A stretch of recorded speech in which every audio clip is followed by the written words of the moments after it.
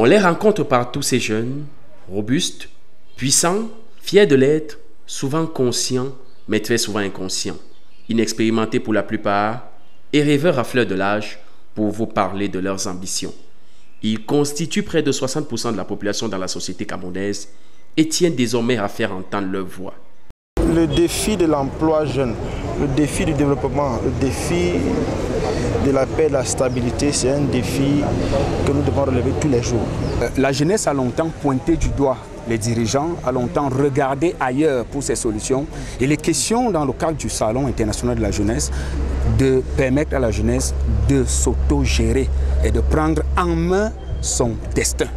C'est donc ici, même au quartier omnisport de Yaoundé, dans ce bâtiment en étage, qu'une kyrielle d'organisations de jeunes, fédérées autour du réseau des jeunes leaders des Nations Unies et du Conseil national de la jeunesse du Cameroun, sous l'impulsion de la CADER, que se sont retrouvés devant les hommes et femmes des médias, ces entités, pour faire part de leur ferme volonté de lancer ce qui semble désormais être à leurs yeux le rendez-vous de la jeunesse.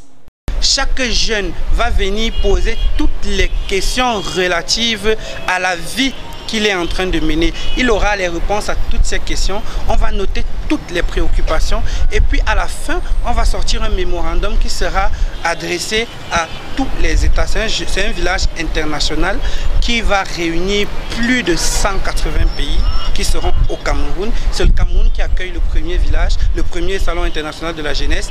Un salon donc qui se tient dans la première décade du mois d'août de cette année, mais dont on ne sait toujours pas s'il en est un de moins ou un de plus, et qui pourra finalement faire fédérer toute la jeunesse camerounaise autour d'un seul et même idéal, son avenir.